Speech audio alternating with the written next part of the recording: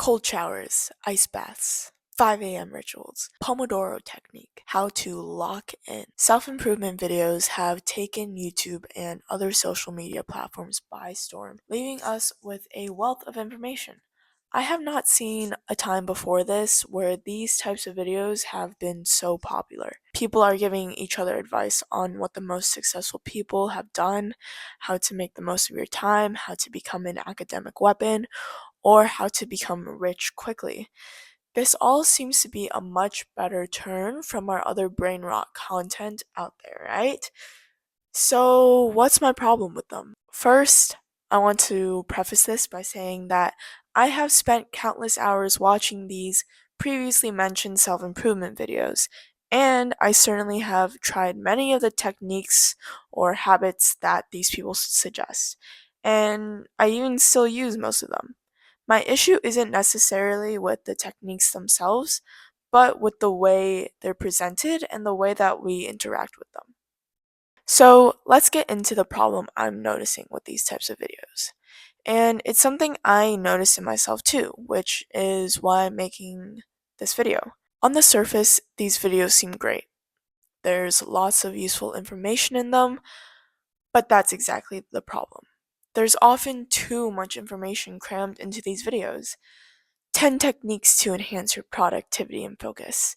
And while 10 may not sound like a lot, it's actually too much at one time for us to implement if you think about it. What I noticed in myself and many others as well is that because there seems to be so much information thrown at us at once, we enter this state of information overload, if you will, which is another issue in today's society that I will probably make another video about. While we watch these videos, we may think that we're really learning and absorbing all of the information, but we're really not. And often we will not actually implement most of the things we learn from the video.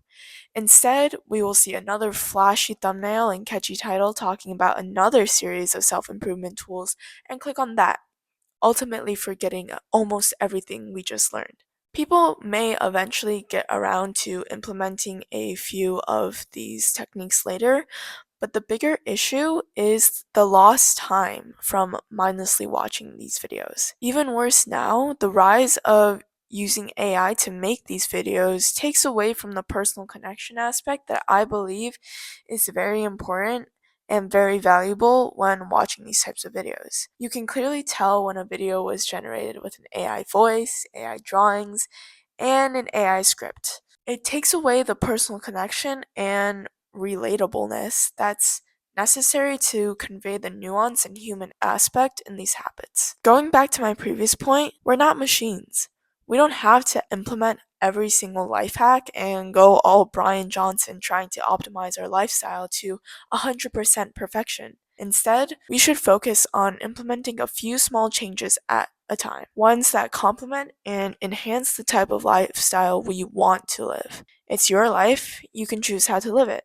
So, I think we should change the way we approach these self improvement videos. Take their suggestions with a grain of salt. What works for some might not work for others. And don't just mindlessly stare at these videos, choose them carefully and listen carefully. Actually try to implement some of those tools as well in some way to ensure you're actually getting something out of these videos and not just subconsciously brain rotting. So, those are the problems I've noticed in self improvement content. I didn't really go all in depth or even probably touch on all of my points, but you get the idea. I still enjoy self improvement videos, but I just choose them more carefully now and approach them with a more intentional mindset. Let me know if you have any specific productivity tools you find interesting, or if you've noticed a similar issue as well. Or perhaps if you disagree, I'd love to hear your perspective in the comments below.